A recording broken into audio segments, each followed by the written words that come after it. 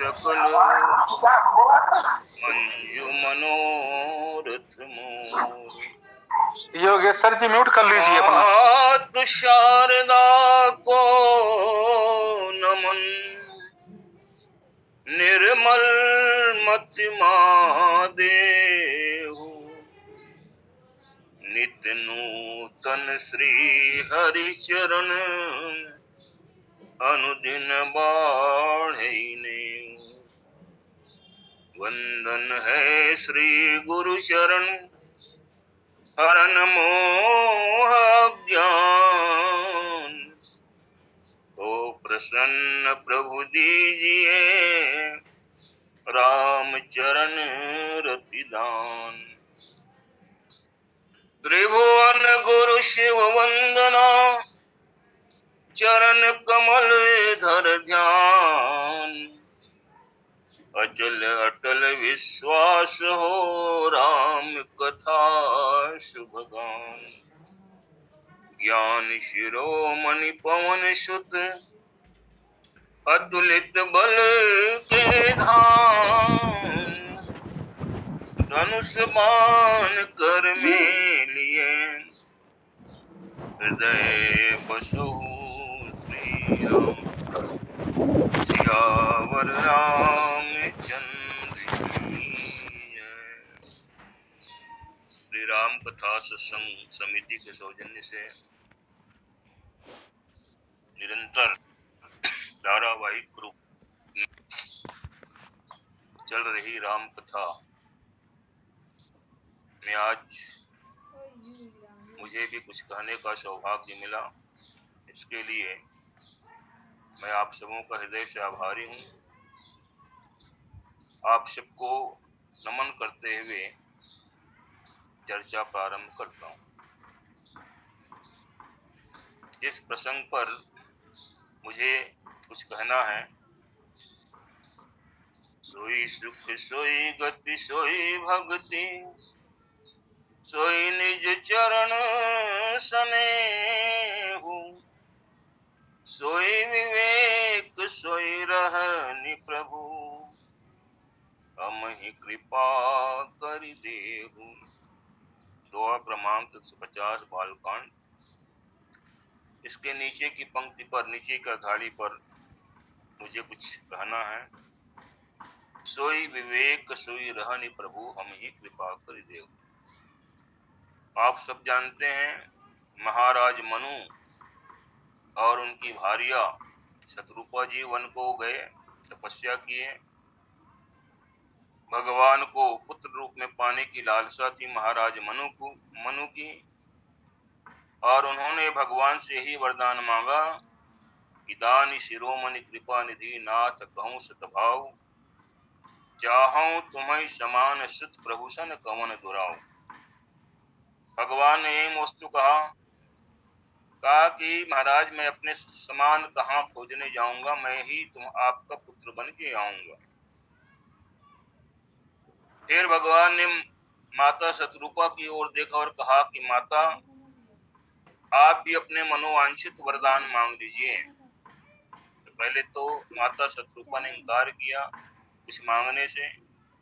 कहा मेरे पति चतुर महाराज ने जो वरदान मांगा बस मुझे वही चाहिए, कुछ और नहीं चाहिए। भगवान के द्वारा बहुत आग्रह किए जाने पर माता शत्रुपा ने एक साथ 6 बातें मांगी। क्या क्या? सोई सुख सोई गति सोई भगति, सोई निज चरण सनेहु, सोई विवेक सोई रहनि प्रभु, हम ही कृपा करि देहु। देखिए माता शत्रुपा की चतुराई। एक तो पहले मांग नहीं रही थी, तो मांगी तो एक साथ 6 बातें मांग ली। और ये 6 बातें जो हैं, ये माता शत्रुपा ने जो हमको मांगा, माता शत्रुपा ने भगवान से जो मांगा, ये हमारे और आपके लिए बहुत काम की बात है। यदि कभी हमको ऐसा अवसर मिले भगवान से कुछ मांगने का, भगवान यदि कभी हम पर प्रसन्न हो जाएं और भगवान से कुछ मांगने का यदि हमको अवसर मिले तो हम क्या मांगे। एक छोटी सी कहानी मैं आपके बीच रखता हूँ कि लोगों को वरदान मांगना भी नहीं आता। एक परिवार में 3 लोग थे, पति, पत्नी और एक बेटी। तीनों भगवान के बड़े भक्त थे। तीनों ने भगवान की तपस्या की, भगवान प्रकट हुए। बोले आप तीनों मिलके कोई एक वरदान मांग लो। भगवान ने कहा कि आप तीनों जो है कोई भी वरदान, एक एक वरदान मांग लो और आप जो मांगोगे मैं आपको दूंगा। तो सबसे पहले पत्नी ने, जो बुढ़िया थी, उसने कहा कि भगवान मैं सबसे पहले मांगती हूँ। बोले मांगो। तो उन्होंने कहा कि भगवान मेरी उम्र जो है 80 साल की हो गई है, मैं बूढ़ी हो चुकी हूँ, तो आप मुझे ऐसा वरदान दीजिए कि मेरी उम्र जो है 16 साल की हो जाए, मैं षोडशी कन्या बन जाऊं। भगवान ने मुझको कहा और बुढ़िया जो है षोडशी कन्या बन गई। जब वो षोडशी कन्या बन गई तो उसके पति को बड़ा बुरा लगा। उसके पति को बड़ा बुरा लगा क्योंकि पति जो है दूरदर्शी था। उसने सोचा ये तो जवान हो गई लेकिन मैं तो बूढ़ा ही हूँ, तो आगे क्या होगा ये सोच के अब उस पति ने वरदान मांगा कि भगवान ये जो बुढ़िया है जिसको आपने षोडशी कन्या बनाया है ये कुतिया हो जाए। भगवान ने कहा है मोस्तु। अब वो पत्नी जो है कुतिया बन गई। अब बारी आई बेटी की। बेटी को बड़ा दुख हुआ कि मेरी माँ जो कुतिया बन गई। तो बेटी ने कहा कि भगवान मेरी माँ को जस का तस कर दो, जैसे वो पहले थी वैसा ही बना दो। परिणाम क्या हुआ? वरदान तो तीनों ने मांगा, तीनों ने वरदान मांगा, लेकिन उस वरदान का कोई प्रभाव नहीं पड़ा, क्यों का क्यों रहे। लेकिन यहाँ देखिए माता शतरूपा ने 6 बातें मांगी। बृहद चर्चा न करके मैं नीचे की पंक्ति पर आता हूँ। सोई विवेक सोई रहनि प्रभु हम ही कृपा कर देव। सोई विवेक। तो सबसे पहले हम समझे कि विवेक क्या है। विवेक क्या है? तो विवेक जो है विक्षण धातु से बना है विवेक, जिसका अर्थ है सूक्ष्मता से देखना। किसी बात को सूक्ष्मता से गहराई से देखना ही विवेक है, गहराई से समझना। और हम इसका सामान्य अर्थ ले सकते हैं कि अच्छे और बुरे का ज्ञान, सत्य और असत्य का ज्ञान, नित्य और अनित्य का ज्ञान, यही विवेक है।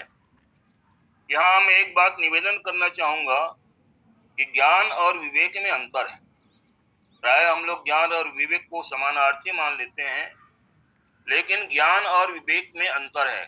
कैसे? ज्ञान का मतलब होता है जानना, अंग्रेजी में कहते हैं ज्ञान को नॉलेज, लेकिन विवेक का मतलब होता है बोध। विवेक माने होता है बोध, और जिसको अंग्रेजी में कहेंगे विस्डम, माने समझदारी।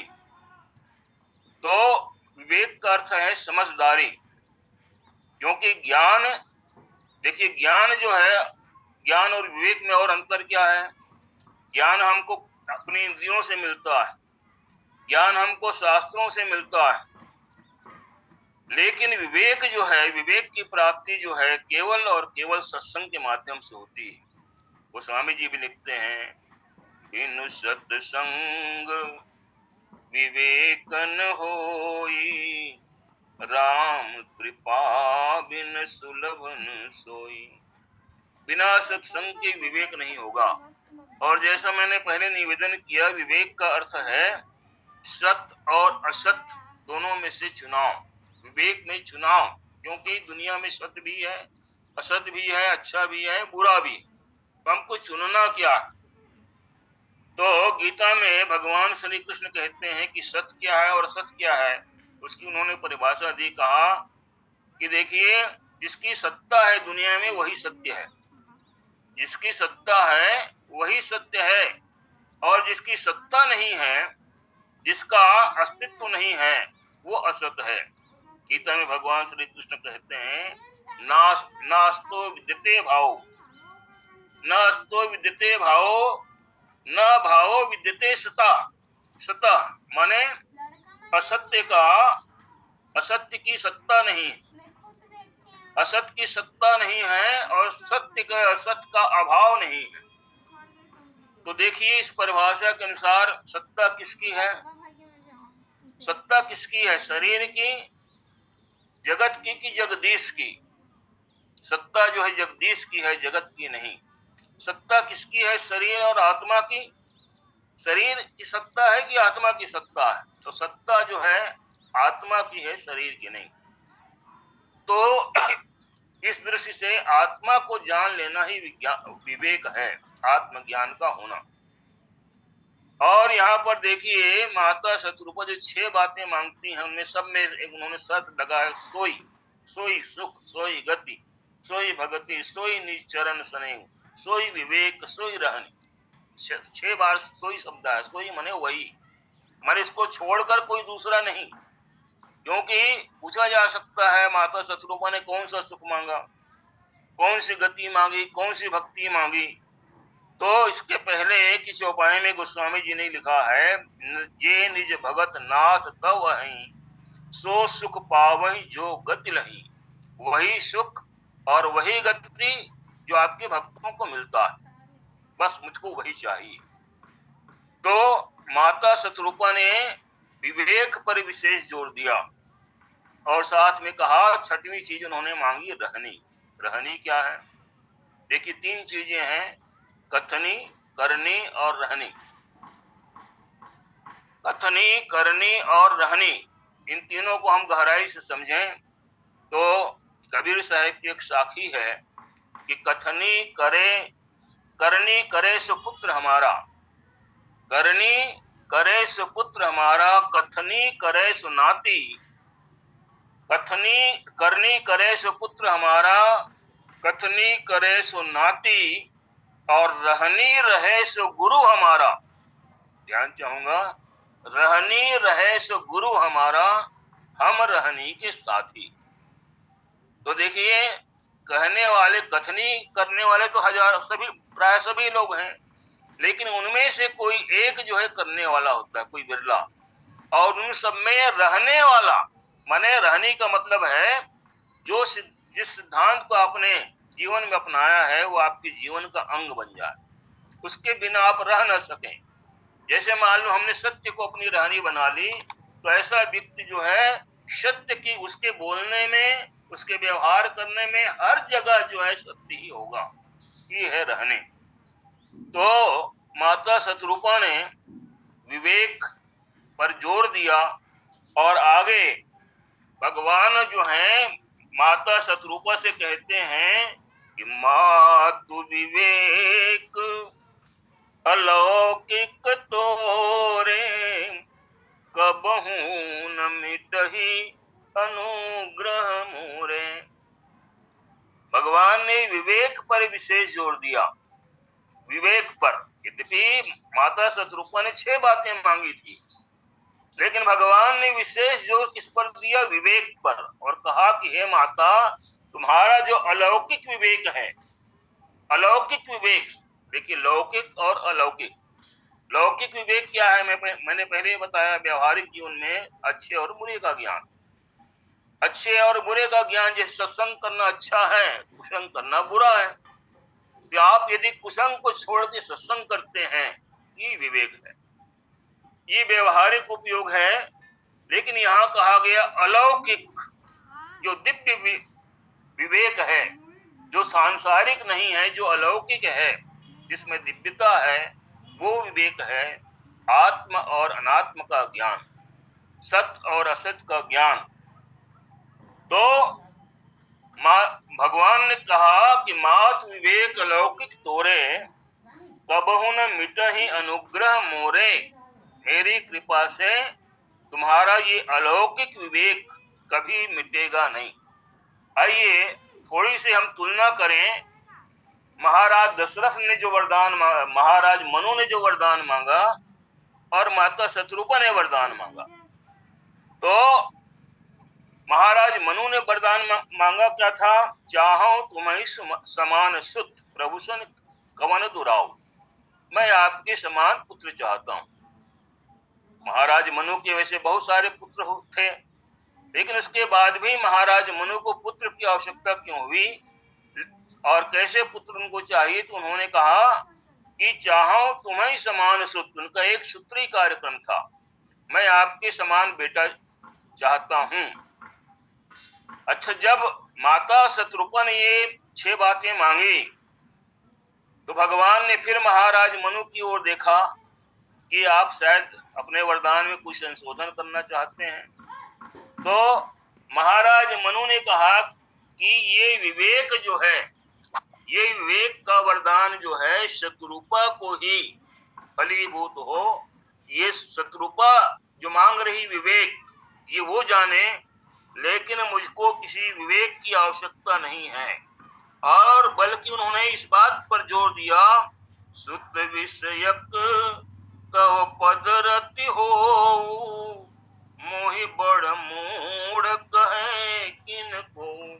आप मेरे बेटा तो बनो, और भगवान ने भी कह दिया था मैं आपका बेटा बनूंगा, लेकिन ध्यान रहे कभी मैं आपको भगवान न समझूं बल्कि अपना बेटा ही मानूं। मेरा जो प्रेम है आपके प्रति वो शुद्ध विषयक हो, सांसारिक प्रेम हो, अलौकिक प्रेम हो, ये वो ऐसा प्रेम हो जैसा प्रेम एक पिता जो है पुत्र से करता है, मैं आपसे वैसा ही प्रेम करूं। और आगे उन्होंने कह दिया कि मनि बिन फन जिम जल बिन मीना, मम जीवन तिम तुमय अधीना। मेरा जीवन पूरी तरह आपके आश्रित हो।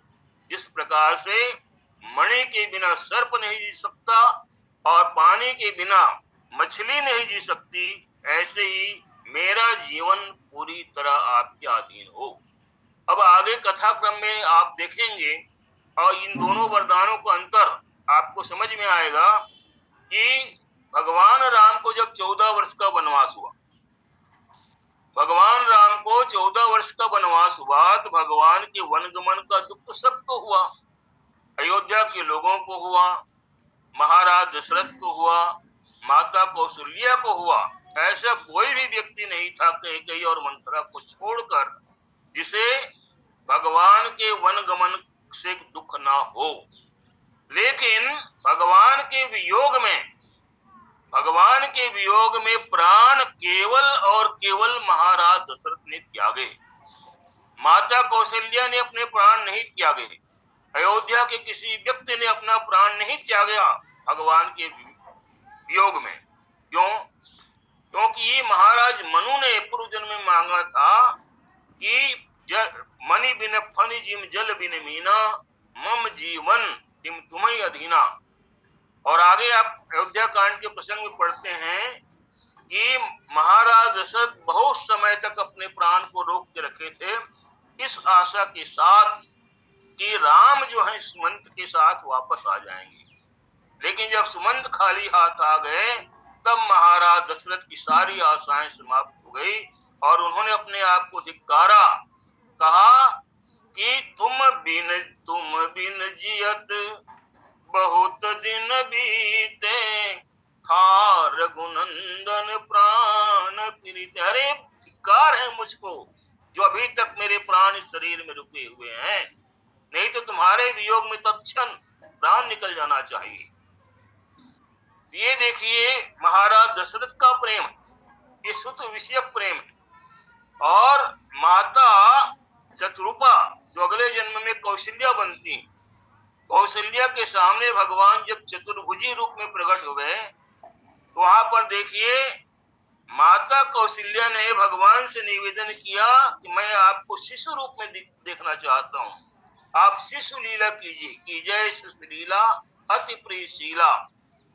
तब भगवान जो है माता की आज्ञा मान के पुत्र बन जाते हैं। और तब जो है माता कौशल्या जो है, देखिए वरदान तो मांगा था उन्होंने विवेक का, लेकिन यहाँ पर माता कौशल्या की का मातृत्व जो है जाग गया और विवेक जो है लुप्त हो गया। और माता कौशल्या जो है राम के बाल रूप में इतना रीझ गई, उनकी बाल लीला में इतना मग्न हो गई कि वो इस बात को भूल ही गई कि राम जो है मेरा बेटा नहीं बल्कि ये तो सबका पिता है, परम पिता है, वो सबका पिता है। तब भगवान ने माता कौशल्या के विवेक को, क्योंकि भगवान ने वरदान दिया था कि मात विवेक अलौकिक तोरे, कबहु न मिटे अनुग्रह मोरे। तो भगवान को एक लीला करनी पड़ी जो आप सब जानते हैं क्या, एक समय माता कौशल्या जो है भगवान राम को स्नान करके पालने में लिटा देती हैं और स्वयं पाकशाला में जाती हैं, भगवान को चढ़ाने के लिए नैवेद्य बनाती हैं और माता कौशल्या जो है पूजा गृह में जाती हैं, फिर वापस भगवान के पास आती हैं। तो वहां देखा उन्होंने कि भगवान जो है उस नैवेद्य का भोग लगा रहे हैं, भगवान जो इस नैवेद्य का भोग लगा रहे हैं, जबकि माता कौशल्या इसको पालने में लिटा के आई थी। तो फिर वो पालने को देखने गई तो वहां पर बालक सोया हुआ है। तो अब माता कौशल्या की बुद्धि चकरा गई, यहाँ वहां तो ये बालक देखा, मति भ्रम मोर की आन विशेषा। तो तब माता कौशल्या के इस भ्रम को दूर करने के लिए भगवान को ये लीला करनी पड़ी। भगवान इसके बाद अपना विराट स्वरूप माता कौशल्या को दिखाया और उसके बाद उस दिन से भगवान ने फिर कहा कि आज के बाद जो है मेरी माया तुमको कभी नहीं ब्याहेगी। भगवान तो लीलाधारी हैं, उन्होंने पहले ही लीला की कि देखिए कभी कभी जब जो बात हम वाणी से कहते हैं, मैंने पहले बताया कथनी करनी और रहनी, तो माता कौशल्या ने वरदान तो मांगा था, लेकिन अब यहाँ जब रहने की बात आई तो माता कौशल्या भूल गए, पुत्र प्रेम में मग्न हो गई। तब भगवान को ये लीला करनी पड़ी और उन्होंने माता कौशल्या के विवेक को जगाया। और उसके बाद देखिए आगे जो है, कभी माता कौशल्या ने राम को केवल अपना बेटा नहीं माना बल्कि परमात्मा माना। भगवान राम वन को चले गए, माता कौशल्या ने प्राण नहीं त्यागे, महाराज दशरथ ने प्राण त्यागे। क्यों? महाराज दशरथ का जो प्रेम था, इसको कहा गया सत्य प्रेम। इसको शास्त्रों में कहा गया है, देखिए भक्ति दो प्रकार की होती है, एक को कहते हैं मिश्रा भक्ति और एक है शुद्ध भक्ति। तो महाराज दशरथ की जो भक्ति थी वो शुद्ध भक्ति थी, वहां विवेक के लिए कोई स्थान नहीं था, वहां विवेक के लिए जगह नहीं थी। और दूसरी भक्ति होती है मिश्रा भक्ति, जिसमें भक्त के वो विवेक रहता है, भक्त को विवेक रहता है। तो माता कौशल्या जो है विवेक का वरदान मांगती हैं और इसी कारण से माता कौशल्या को राम के वनगमन का उतना दुख नहीं हुआ। दुख तो हुआ जरूर, लेकिन उतना दुख नहीं हुआ जितना दुख किसको हुआ, महाराज दशरथ को। तो इसलिए यहाँ पर माता शत्रुपा ने जो वरदान मांगा, सोई विवेक सोई रहनी प्रभु, हम ही कृपा कर देव। थोड़ी सी चर्चा हम विवेक पर और करें। विवेक क्या है? उत्तर कांड में एक दोहा आता है, प्रसिद्ध दोहा है, या विवेक को कहा गया है कि कहत कठिन समझत कठिन, साधत कठिन विवेक, होय गुणाक्षर न्याय जो पुनि प्रत्यु अनेक। कहत कठिन, विवेक को कहना कठिन है, समझत कठिन, इसको समझना कठिन है, और सबसे कठिन इसको साधना कठिन है। कथनी करनी और रहनी, मैंने पहले बताया, कथनी करनी और रहनी। तो लेकिन प्राय हम कहते हैं अरे भाई कहने में क्या रखा है, कहने में क्या रखा है। कबीर साहब ने भी कहा कि कथनी करे सो नाती, और कथनी करने वाले तो बहुत मिलते हैं। लेकिन विवेक के विषय में गोस्वामी तुलसीदास जी कहते हैं कि कहत कठिन, ये कहने में भी कठिन है, इसको कहा नहीं जा सकता, क्योंकि कहा उसी को जा सकता है जो हमारे इंद्रियों के पकड़ में है, और जो मन वाणी से परे है, जो इंद्रियातीत है, इंद्रियों से अतीत है, क्योंकि विवेक जो है मन वाणी से परे। इसलिए विवेक को कहना कठिन है। एक छोटा सा उदाहरण मैं आपके बीच रखूं। एक गुरु और शिष्य थे, और शिष्य के हर प्रश्न का समाधान गुरुजी करते थे। उनके बीच में सत्संग होता था, जो भी शंका होती थी शिष्य के मन में, गुरुजी उसका जवाब देते थे। तो एक दिन शिष्य ने प्रश्न किया, गुरुजी विवेक क्या है, आप मुझको विवेक के बारे में बताइए। तो वो संत जो है गुरुदेव जी बिल्कुल मौन हो गए, कुछ नहीं बोले। शिष्य ने बार बार पूछा कि बताइए गुरुजी विवेक क्या है, लेकिन हर बार गुरु जो है मौन धारण कर लेते थे, चुप हो जाते थे। बार बार पूछने के बाद भी जब गुरु जी ने कुछ नहीं बताया तो शिष्य झल्ला गया। आप सारे प्रश्नों को उत्तर देते हैं, इस प्रश्न का जवाब क्यों नहीं देते? क्या आपको भी नहीं मालूम विवेक क्या है? तब गुरुदेव ने बड़ी विनम्रता से कहा कि बेटा, मैंने तुमको समझाने का भरसक प्रयास किया, हर बार तुम्हारे प्रश्न का उत्तर दिया। बोले क्या? आप तो कुछ बोले नहीं, यही तुम्हारे प्रश्न का उत्तर है, मौन। विवेक जब आता है जीवन में तो व्यक्ति जो है मौन हो जाता है। विवेक आने पर, विवेक का मतलब है आत्मज्ञान, ईश्वर का ज्ञान। और ऐसा ज्ञान जब आता है, हृदय में उतरता है, तो ये विवेक जो है वाणी का विषय नहीं, इसको कहा नहीं जा सकता। इसलिए कहा गया कहत कठिन। जैसे उदाहरण के लिए देखिए, ज्ञान की 3 अवस्थाएं हो सकती हैं। क्या क्या? एक तो अल्प ज्ञान, दूसरा अज्ञान और तीसरा ज्ञान। तो अल्प ज्ञान की अवस्था में अल्प ज्ञानी जो है बोलता है, अल्प ज्ञानी जो है बोलता है, अज्ञानी नहीं बोलता। और जो पूर्ण ज्ञानी है, जो पूर्ण विवेकवान है, वो भी नहीं बोलता। तो दोनों में अंतर क्या हुआ फिर अज्ञानी और पूर्ण ज्ञानी में? अज्ञानी इसलिए नहीं बोलता कि उसको कुछ मालूम नहीं है, और ज्ञानी इसलिए नहीं बोलता, वो जानता तो है लेकिन इसको शब्दों में व्यक्त नहीं किया जा सकता।